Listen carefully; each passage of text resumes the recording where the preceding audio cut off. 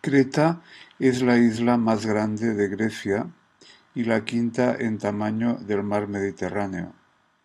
Su forma es alargada, tiene 265 kilómetros de longitud y hay tres cadenas montañosas principales: el monte Ida en el centro, que tiene una altitud de 2500 metros, lo que le hace que tenga nieves perpetuas durante todo el año. La capital es Heraklion y la población de la isla en total son unos 620.000 habitantes. Tiene un clima mediterráneo y no se sabe a ciencia cierta de dónde proceden sus primeros pobladores, que se supone empiezan en el Neolítico y seguramente procedían de Anatolia, en Asia Menor, y también con algunos procedentes del continente europeo. Al llegar a Creta, estuve alojado en el Hotel Heraklion, calle Kalokerinou 128. En temporada baja, unos 30 euros la noche, incluido desayuno. El primer día fui a Nosos. Se coge el bus número 2 cerca del Museo Arqueológico y tarda unos 20 minutos. En mi primera visita a Nosos ya conocía algunos símbolos de la civilización minoica, como el Minotauro y el laberinto. Sin embargo, desconocía otros, como el hacha de doble filo que desarrolla el laberinto, la mujer de las serpientes, símbolo de la fertilidad, el toro, la espiral, la escritura lineal A nunca traducida, los jóvenes coperos en los murales del Palacio de Nosos, la mujer parisina por su atuendo y maquillaje, etc. Realicé esta pintura después de mi visita a Nosos, donde incluí todos estos símbolos minoicos. Nosos en el fondo es un misterio aún no desvelado, a pesar de que Evans sacó a la luz los vestigios de una civilización que en teoría dedujo era pacífica y festiva, sensual y paradigmática, donde lo humano era el vivir el día a día con un contacto directo con la propia naturaleza. No había una teocracia o el temor a un dios que amenazaba como en Egipto, y en todo caso el Minotauro era el único vestigio simbólico que mostraba un misterio por la existencia en el laberinto.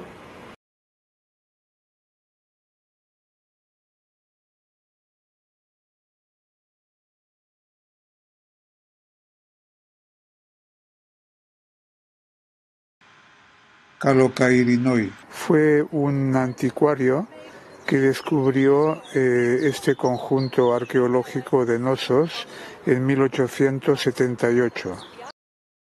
Arthur Evans, que descubrió las ruinas de Nosos en el año 1900, tuvo que comprar los terrenos colindantes para poder excavar, puesto que tuvo problemas con el gobierno turco, que era el amo de esta zona. Turquía había invadido Grecia, por lo tanto fue excavando poco a poco y fue el resultado de este hallazgo que se considera uno de los más importantes, puesto que la cultura minoica es el principio de no solamente de la Grecia clásica, sino de la propia civilización europea. Cuando Arthur Evans descubrió las ruinas de Nosos en 1900, poco se sabía sobre la civilización minoica, una civilización que fue de suma importancia en los años 2600, 3000, 2600 hasta el 1100 a.C. La cultura minoica no solamente produjo estas maravillas como vemos aquí representadas en los palacios de Nosos, sino que también colonizó parte del Mediterráneo. La mitología decía que había habido un rey, Minos, que había reinado aquí en Creta, pero se desconocía por completo cuál era su origen. De hecho, los orígenes de los cretenses no se sabe muy bien, aunque posiblemente es una mezcla entre Europa, Asia y África. La cultura micénica, por tanto, es la fundación de Europa, cosa que incluso actualmente se desconoce, puesto que los cimientos de posterior a la Grecia más desarrollada y clásica de Pericles y otros, y espartanos y Atenas y macedonios, tiene su origen principalmente aquí en la isla de Creta y con la civilización minoica. Esta es la parte sur de la plaza central de Knossos. Aquí tenemos un mural que Evans posiblemente restauró. Tuvo mucha controversia esta restauración, puesto que no se sabe muy bien si él utilizó los colores fidedignos que había en aquella época cuando lo vio por primera vez, o bien los modificó algo. Lo que sí está claro es que en aquella época el Art Deco era el estilo artístico dominante y de que estos murales de Knossos en parte tienen bastante de Art Deco. Aquí vemos el toro, dijéramos el símbolo minoico por excelencia. Toda esta zona está con algún mural en la pared que se ha conservado, y aquí vamos a ver ahora otros dos murales en el edificio anexo a este que hemos estado viendo, donde estos otros murales tienen una representación de figura masculina y femenina. Sobre todo los tejidos que empleaban los minoicos eran muy ajustados al talle para alzar la figura femenina y masculina. Aquí vemos estos dos murales. El arriba es la representación de los coperos, muchachos jóvenes que llevan copas, vasijas, que no se sabe bien si de vino, de agua o de otro tipo de bebidas. Los hombres estaban representados con pintura roja en el cuerpo, representado así, y las mujeres con pintura blanca en la piel. Estos coperos, muchachos jóvenes, están vestidos a la usanza minoica, con talles muy juntados a la cadera para realzar su figura, así como las mujeres también vestían de una manera similar. Los brazaletes y todo tipo de ajuario que llevaban, además añadido al cuerpo con sus peinados respectivos, les daban a la estética minoica unas características muy diferentes de la egipcia, por ejemplo, o de cualquier otro tipo de estética de la época. Este es el mural de la cabeza del toro, también muy famoso. El toro era una figura mitológica para los minoicos, donde se tenía que hacer sacrificios, y era un poco la leyenda del Minotauro, tan representativa en lo que ha quedado en la mitología. Cronos y Rea tienen a su hijo Zeus, pero Rea, sabiendo que Cronos devoraba a sus hijos, fue a Creta a ocultarle en una cueva del monte Ida, y allí Zeus creció amamantado y también cuidado por la cabra Amaltea.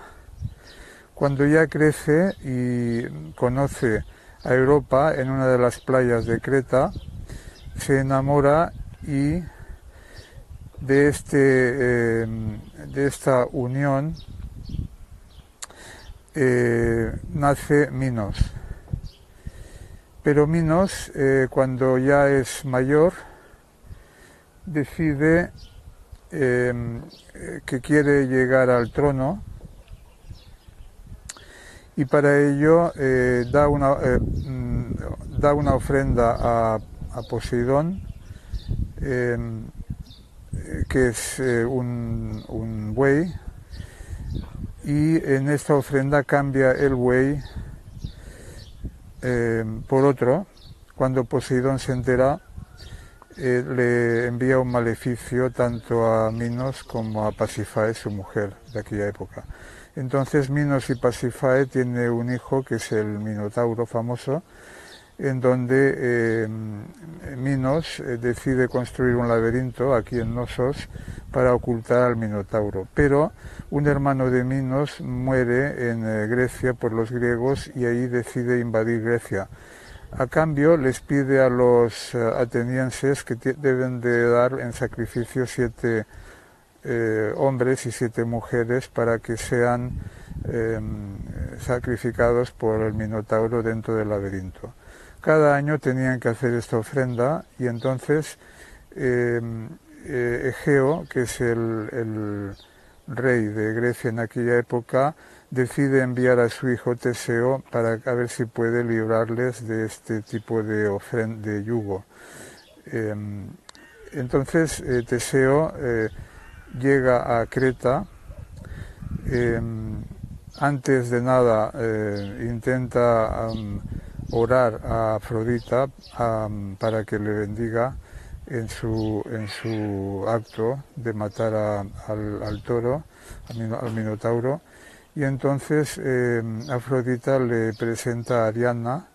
Ariana le da una espada mágica y le da una hebra de hilo, y con esta espada mágica y la hebra de hilo entra en el laberinto. Con la hebra de hilo va a ir desenroscando el hilo para luego encontrar la salida. Y así es, encuentra al Minotauro dormido y le mata con la espada. La liberación entonces de los atenienses y de toda Grecia por esta acción de Teseo es lo que hace que libere completamente a Grecia de este maleficio. A la vez, Teseo vuelve a Arcadia, donde estaba Egeo, y allí se había dicho que iría con un barco con las velas desplegadas de color blanco si triunfa en la acción.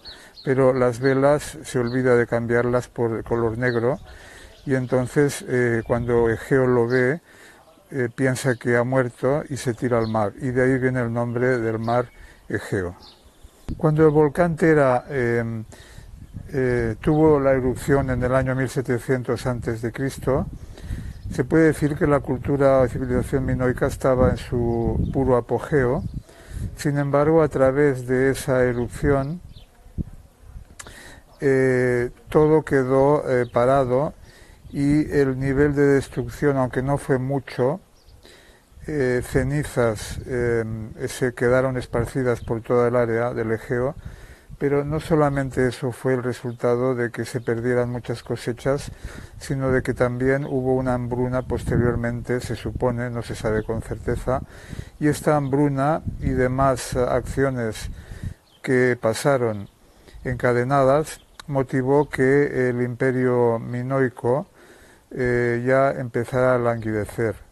Volvió a resurgir en el año 1450, pero ya no fue lo que había sido en este año de 1700, cuando se construyó el Palacio de Knossos. Y la cultura minoica, como que era mercantil, prácticamente no tenían ejército en Creta, puesto que lo que hacían ellos era comerciar con otros pueblos y los demás pueblos les respetaban.